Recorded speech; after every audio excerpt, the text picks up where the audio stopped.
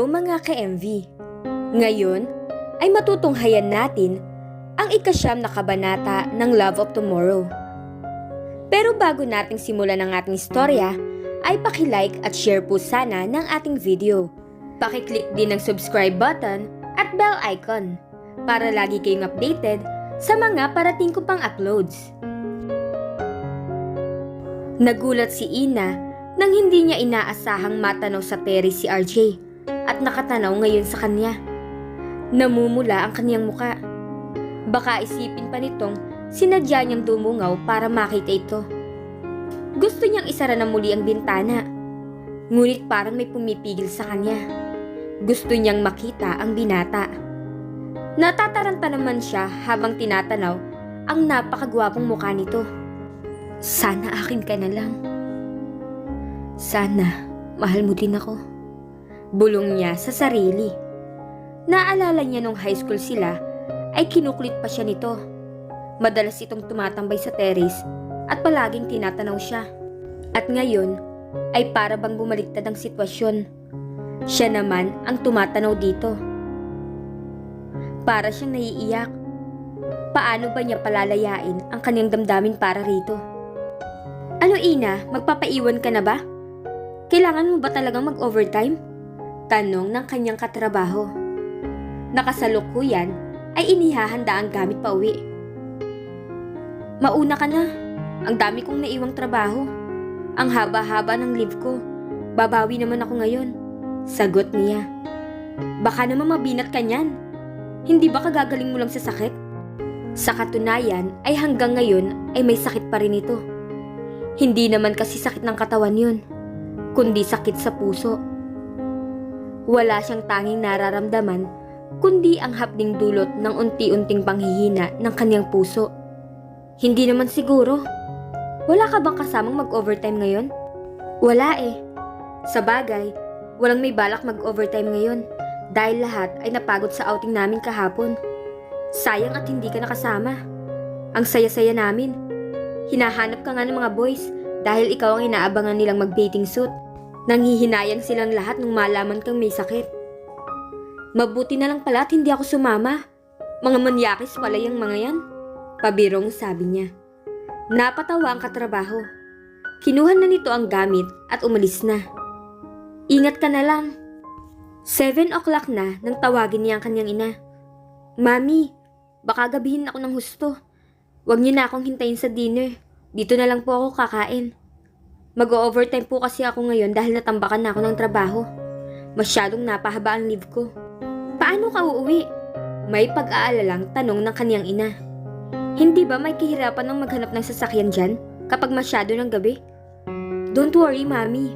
Dinala ko po ang sasakyan ko. Paano kung masira na naman yan at tumirik na naman sa daan? Mami, nasa kondisyon ng sasakyan ko ngayon. Hindi ba kapapaayos ko lang? Iha, Mami sige na. Marami pa akong trabaho. Bye. Madaling araw na nang umuwi si Ina. Kasalukuyan niyang binubuksan ang pinto ng kanyang kotse nang may biglang humawak sa braso niya. Nabitawan niya ang hawak niyang susi dahil sa pagkagulat. Biglang natakot siya at kumabog ang dibdib. Sino ka? Tanong niya habang pilit na inaaninag sa dilim ang taong yun. Ina, parang nakalimutan mo na ata ako. Hindi ka na nagpaparamdam. Ilang araw pa lang akong hindi nagpapakita sa iyo ah. Biglang nanginig ang buong katawan niya. Si Ray. Parang hindi niya magawang igalaw ang buo niyang katawan.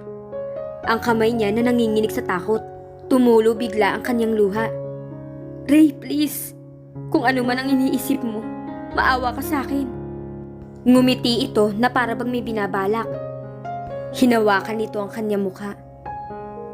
Huwag kang matakot, Ina. Hindi naman ako gagawa ng ikakasama mo.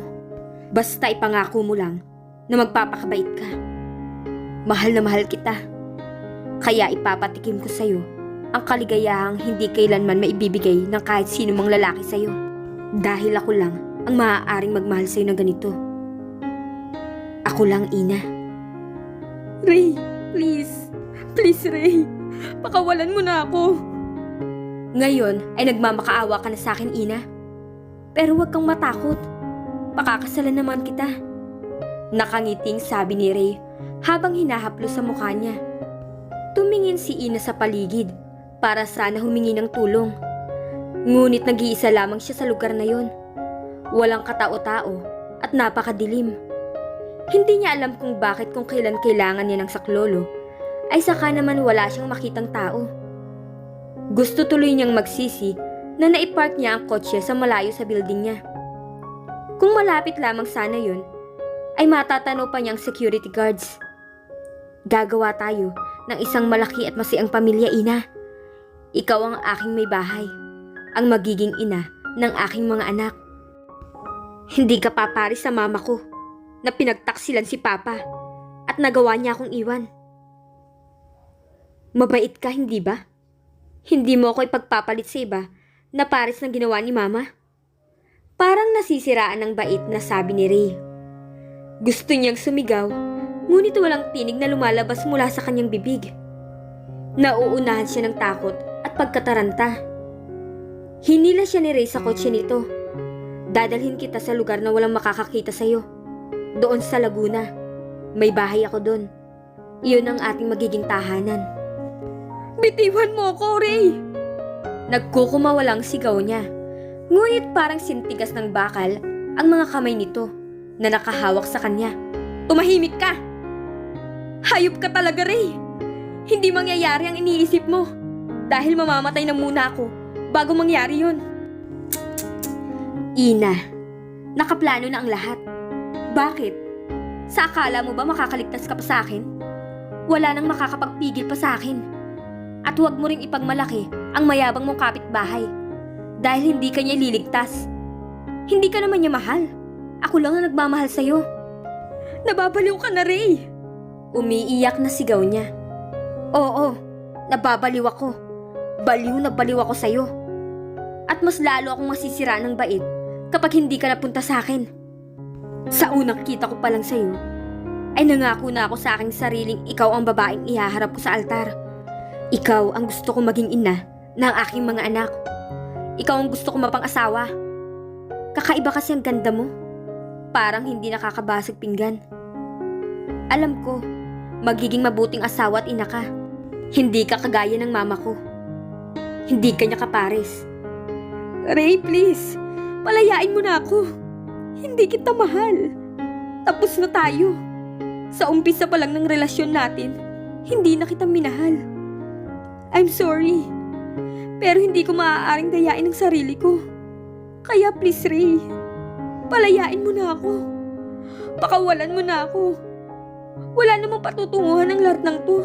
Dahil kahit anong gawin mo, hindi na ako makikipagbalikan sa'yo. Sana maintindihan mo. Tapos na sa atin ang lahat. Bakit ba hindi mo matanggap yun? Bitawan mo ako. Hindi kita mahal. Naiintindihan mo ba ako? Isang malakas na sampal ang pinakawalan nito sa kaliwang pisngi niya. Ako lang ang lalaking mamahalin mo. Naririnig mo ba ako? Walang ibang makakaangkin sa'yo kundi ako lang. Papatayin ko ang sino mang magtangkang umagaw sa'yo sa akin. Please, Ray. Nagsusumamong sabi niya. Maawa ka sa akin. Promise, hindi ako magsusumbong. Basta pakawalan mo lang ako. Hayaan mo na ako makauwi sa bahay, please. Parang wala itong naririnig. Itinulak siya nito sa loob ng sasakyan. Bitawan mo ako. Hindi ako sasama sa'yo kahit na anong mangyari. Tumahimik ka. Galit na sabi nito. Muli siyang sinampal. Pakiramdam niya ay nanigas ang kanyang pisngi. Namanhid ito sa lakas ng pagkakasampal. Mabilis nang pinaandar ni Ray ang sasakyan. Saan mo ako dadalhin? Umiiyak na tanong niya. Ngumiti ito. Sabi ko sa'yo, dadalhin kita sa ating magiging kaharian. Nasisiraan ka na ba ng bait? Bakit ba hindi mo maintindihan na ayaw ko na sa'yo? Mas gugustuhin ko pang patayin mo na lang ako. Hindi kita mahal. At kahit na anong gawin mo, hindi na kita matututunan pang mahalin. Bakit? Dahil ba sa tarantadong kapitbahay mo? Siya ba ang mahal mo? Galit na tanong nito. Ray, please. Please naman. Sa palagay mo ba ay magugustuhan ka pa ng kapitbahay mo kapag naangkin na kita? Ray, please maawa ka na sa akin. Ngumiti lang ito. Nataranta si Ina. Pinagsusuntok niya ang lalaki. Pakawalan mo akong hayop ka. Hindi ko alam kung paano mo ako napaniwala noon na isa kang mabuting tao. Bakit ba hindi ko nalaman kaagad na sira pala ang ulo mo? Isang malakas na suntok ang dumapo sa kanyang sikmura. Unti-unti siyang nawalan ng malay. At dito na po nagtatapos ang ika-9 na kabanata ng Love of Tomorrow. Abangan niyo po ang susunod na mangyayari.